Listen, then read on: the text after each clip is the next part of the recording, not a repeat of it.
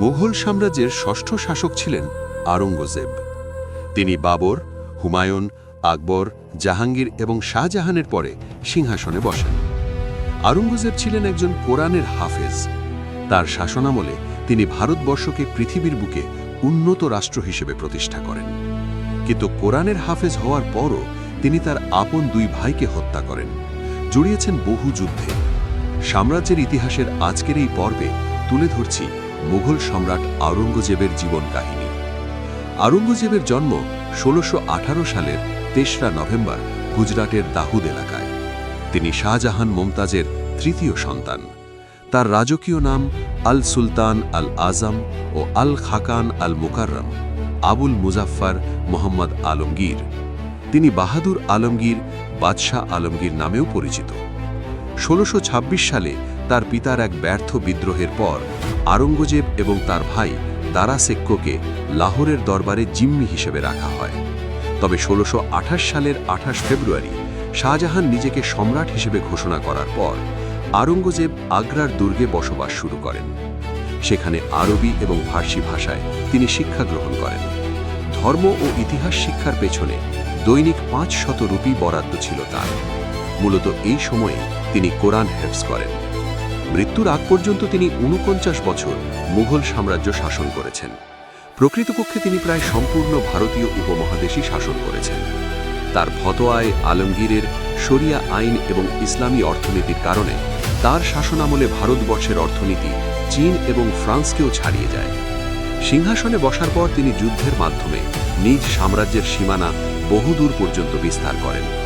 তার আমলে শুধু দক্ষিণাঞ্চলেই প্রায় ৪ মিলিয়ন বর্গ কিলোমিটার জায়গা মুঘল সাম্রাজ্যে নতুন করে যুক্ত হয়। আওরঙ্গজেব প্রায় ১৫৮ মিলিয়ন প্রজাকে শাসন করতেন। তার সময় মুঘল সাম্রাজ্যের বাৎসরিক করের পরিমাণ ছিল $৪৫০ মিলিয়ন, যা সে সময়ের ফ্রান্সের বাৎসরিক করের চেয়ে 10 গুণ বেশি ছিল। তার শাসনামলে ভারত চীনকে ছাড়িয়ে পৃথিবীর সর্ববৃহৎ অর্থনীতির দেশ হিসেবে গড়ে ওঠে, যার পরিমাণ ছিল $৯০ বিলিয়ন, যা সে সময়ের সারা পৃথিবীর মোট জিডিপির 1/4 ছিল। তবে আওরঙ্গজেব শাসক হিসেবে নানা কারণে বিতর্কিত এবং সমালোচিতও ছিলেন। সাম্রাজ্য বাড়ানোর যুদ্ধে যেসব প্রজা অংশ নিত না, তাদের জন্য তিনি জিজিয়া কর চালু করেছিলেন। এছাড়া তিনি মারাঠা রাজ্যের শাসক শম্ভভাজি এবং নবম শিখ গুরু তেগ বাহাদুরকে মৃত্যুদণ্ডে দণ্ডিত করেন। ১৬৩৫ সালের অক্টোবরে আওরঙ্গজেবের নেতৃত্বে মুঘল বাহিনী আরচা পুনরুদ্ধার করে। ১৬৩৬ সালে আওরঙ্গজেব নিজামশাহী বংশের পতন ঘটায়। পরের বছর অর্থাৎ ১৬৩৭ সালে তিনি সাফাবিদ শাহজাদি দিলরাজ বানুকে বিয়ে করেন। সবকিছু যখন এভাবেই চলছিল, ঠিক এর মধ্যেই হঠাৎ ১৬৪৪ সালে আওরঙ্গজেবের ভগ্নী জাহানারা অগ্নিকাণ্ডে আহত হন। কিন্তু এই খবর শোনার পরও আওরঙ্গজেব আগ্রা ফিরে না আসায় সম্রাট শাহজাহান তার প্রতি অসন্তুষ্ট হন এবং তাকে রাজপ্রতিনিধির পদ থেকে বহিষ্কার করেন। পরের বছর তাকে ৭ মাসের জন্য মুঘল দরবার থেকেও বহিষ্কার করা হয়।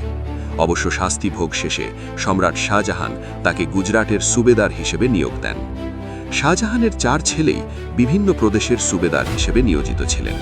তার ৪ পুত্রই শাসক হিসেবেও যোগ্য ছিলেন। কিন্তু মূল ক্ষমতার দ্বন্দ্ব শুধুমাত্র দারা সিক্কো এবং আওরঙ্গজেবের মধ্যে সীমিত ছিল, কারণ ক্ষমতার আড়ালে থাকা অনেক রাজকর্মচারী এবং অন্যান্য প্রভাবশালীদের সমর্থন এই দুজনের পেছনেই বেশি ছিল। অবশ্য আদর্শগত দিক দিয়ে তাদের মধ্যে যথেষ্ট মতপার্থক্য ছিল। দারা সিক্কো ছিলেন সম্রাট আকবরের মতো ধর্মনিরপেক্ষ নীতিতে বিশ্বাসী, অপরদিকে আওরঙ্গজেব ছিলেন একজন কট্টর মুসলিম। এর মধ্যেই হঠাৎ একদিন সম্রাট শাহজাহান অসুস্থ হয়ে পড়েন। তখন তিনি দারা সিক্কোকে পরবর্তী সম্রাট হিসেবে ঘোষণা দেন। অসুস্থ শাহজাহান পরে পুরাতন দিল্লির শাহজাহানাবাদে চিকিৎসাধীন হন। কিন্তু এ সময় সম্রাট শাহজাহান মারা গেছেন বলে একটি গুজব ছড়িয়ে পড়ে। তখন শাহজাহানের অন্য ৩ ছেলে ধারণা করেন ক্ষমতা পাকাভুক্ত করার কৌশল হিসেবে দারা সিক্কো পিতার মৃত্যুর সংবাদ গোপন করেছেন। শাহ সুজা তখন বাংলার সুবেদার হিসেবে দায়িত্ব পালন করছিলেন। কিন্তু পিতার মৃত্যুর সংবাদের পর ক্ষমতা দখলের জন্য তিনি তার সৈন্য সামন্ত নিয়ে দিল্লির পথে যাত্রা করেন। এ সময় বেনারসের কাছাকাছি এলাকায় পৌঁছালে দারা শিখোর ছেলে সুলাইমান সুখান এবং রাজা জয় সিংহের বাহিনীর সাথে তাদের যুদ্ধ হয় এবং সুজা ওই যুদ্ধে হেরে যান। ফলে শাহ সুজার সিংহাসনে বসার স্বপ্ন ওখানেই শেষ হয়ে যায়। অন্যদিকে শাহ সুজার মতো দক্ষিণাঞ্চল থেকে আওরঙ্গজেব এবং গুজরাট থেকে শাহজাদা মুরাদ বক্স একইভাবে নিজেদের সৈন্য সামন্ত নিয়ে দিল্লির অভিমুখে যাত্রা করেন।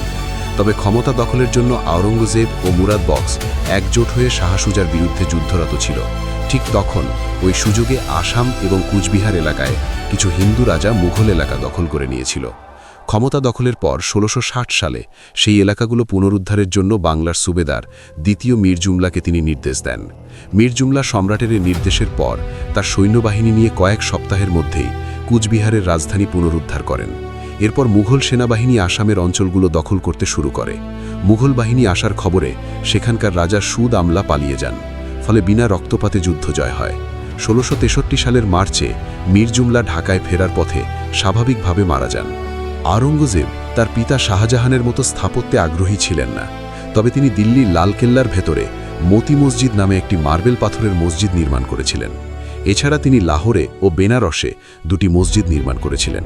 এছাড়া তিনি শ্রীনগরে যে মসজিদটি নির্মাণ করেছিলেন সেটা আজও কাশ্মীরের সবচেয়ে বড় মসজিদ। আওরঙ্গজেবের শাসনকালের শুরুতে বেশ কিছু বিচ্ছিন্নতাবাদী শিখ দলবদ্ধ হয়ে মুঘল সেনাবাহিনীর সাথে রক্তক্ষয়ী যুদ্ধে জড়িয়ে পড়েছিল। শিখ ধর্মগুরুর ক্রমবর্ধমান জনপ্রিয়তাকে সাম্রাজ্যের প্রতি হুমকি মনে করে আওরঙ্গজেব ১৬৭০ সালে তাকে মৃত্যুদণ্ডে দণ্ডিত করেন। এই ঘটনার ৩৫ বছর পর গুরু তেগ বাহাদুরের পুত্র এবং উত্তরসূরি গুরু গোবিন্দ সিং ১৭০৫ সালে জাফরনামা নামে একটি চিঠি সম্রাট আওরঙ্গজেবকে পাঠান। এই চিঠিতে তিনি আওরঙ্গজেবের নিষ্ঠুরতা এবং তিনি কিভাবে ইসলামের সাথে বিশ্বাসঘাতকতা করেছেন তার উল্লেখ ছিল। এই চিঠি আওরঙ্গজেবের মনের ভেতর কষ্ট এবং অনুশোচনার জন্ম দেয়। মনে মনে ভাবেন তিনি নিজেই একজন কোরআনের হাফেজ, অথচ কত শত মানুষ তিনি হত্যা করেছেন। আওরঙ্গজেব ওই চিঠি পাওয়ার পর ধীরে ধীরে অসুস্থ হয়ে পড়েন। ১৭০৭ সালের ২০ ফেব্রুয়ারি যুদ্ধক্ষেত্রের সামরিক তাঁবুতে ৮৯ বছর বয়সে তিনি মৃত্যুবরণ করেন। কিন্তু মৃত্যুসজ্জায় আওরঙ্গজেব চেয়েছিলেন যেন তার মৃত্যুর খবরটি প্রকাশিত না হয়, কারণ তার সন্তানদের মধ্যে সিংহাসনের জন্য লড়াই অবশ্যম্ভাবী ছিল। সম্রাট আওরঙ্গজেবের মৃত্যুর পর মুঘল সাম্রাজ্যের ৭ম সম্রাট হিসেবে দায়িত্ব নেন তারই ছেলে মোহাম্মদ আজম শাহ। এই আজম শাহই ঢাকার লালবাগে লালবাগ কেল্লা নির্মাণ কাজ শুরু করেছিলেন, যার পুরোটা দেখভাল করেছেন শায়েস্তা খান। ইতিহাস ঐতিহ্য সংক্রান্ত আমাদের ভিডিও নিয়মিত পেতে সাম্রাজ্যের ইতিহাস ইউটিউব চ্যানেলটি সাবস্ক্রাইব করুন এবং বেল বাটনটি ক্লিক করে রাখুন। তাহলে আমরা ভিডিও আপলোড করার সঙ্গে সঙ্গে আপনার কাছে একটি নোটিফিকেশন চলে যাবে। মিস করবেন না। সাম্রাজ্যের ইতিহাস এর সঙ্গেই থাকুন।